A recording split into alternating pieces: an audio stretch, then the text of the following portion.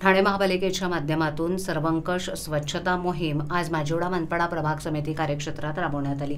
या मोहिमेत सफाई कर्मचाऱ्यांसोबतच पालिकेचे अधिकारी कर्मचारी तसंच स्थानिक रहिवासी मोठ्या संख्येने सहभागी झाले होते। या स्वच्छता मोहिमेत प्रभागातील सफाईसोबतच मंदिरं तसंच मंदिर परिसरही झाडलोट करून पाण्याने स्वच्छ करण्यात आली।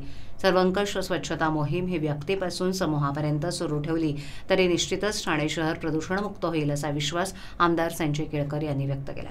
या मोहिमेत आमदार संजय केळकर, माजी नगरसेवक संजय भोईर, माजी नगरसेविका कविता पाटील, कमल चौधरी, अतिरिक्त आयुक्त 1 संदीप माडवी, अतिरिक्त आयुक्त 2 प्रशांत रोडे, उपायुक्त तुषार पवार, दिनेश तायडे, अनघा कदम तसंच पालिकेचे सर्व अधिकारी सहभागी झाले होते।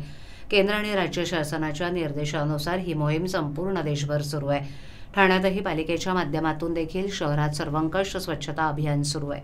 ही स्वच्छता मोहीम केवळ 1 दिवसाची नसून ती गेले अनेक दिवसांपासून सुरू आहे आणि पुढे देखील सुरू राहील। शहर स्वच्छ असलं की वातावरण देखील प्रदूषणमुक्त असतं, माणसाचं मन देखील स्वच्छ राहतं। महात्मा गांधीजींनी सुरू केलेल्या या मोहिमेला पंतप्रधान नरेंद्र मोदी यांनी चळवळीचं स्वरूप दिलं असून ही मोहीम प्रत्येक व्यक्तीपासून समूहापर्यंत सुरू ठेवली तर निश्चितच आपलं ठाणे शहर प्रदूषणमुक्त होईल असा विश्वास आमदार केळकर यांनी व्यक्त केला आहे।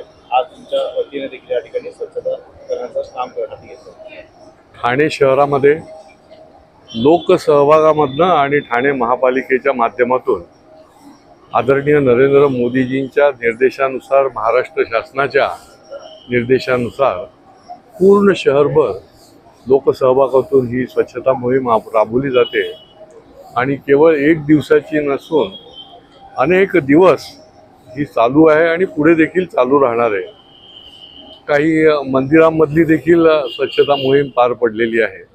त्या मंदिराच्या भोवती राहणारे जे भक्त आहेत, रहिवासी आहेत, त्यांनी त्याच्यामध्ये सहभागी व्हावं अशी आमची अपेक्षा आहे। खरं म्हणजे शहर स्वच्छ असलं तर लोकांना राहण्याच्या दृष्टीने सुद्धा प्रदूषणमुक्त ते राहू शकतात।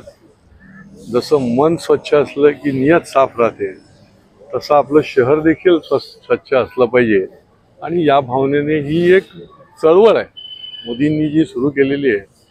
महात्मा गांधींनी याची पायाभरणी केली, परंतु नरेंद्र मोदीजींनी ही एक चळवळीचं रूप त्याला दिलं आणि पूर्ण देशभर ही मोहीम जी आहे ती चालू आहे आणि ही मला वाटते प्रत्येक व्यक्तीपासून ते समूहापर्यंत ही चालू ठेवली तर खऱ्या अर्थाने याचा फार मोठा लाभ जो आहे तो आरोग्याला देखील होईल, प्रदूषणाच्या दृष्टीने देखील त्याचा फायदा होईल।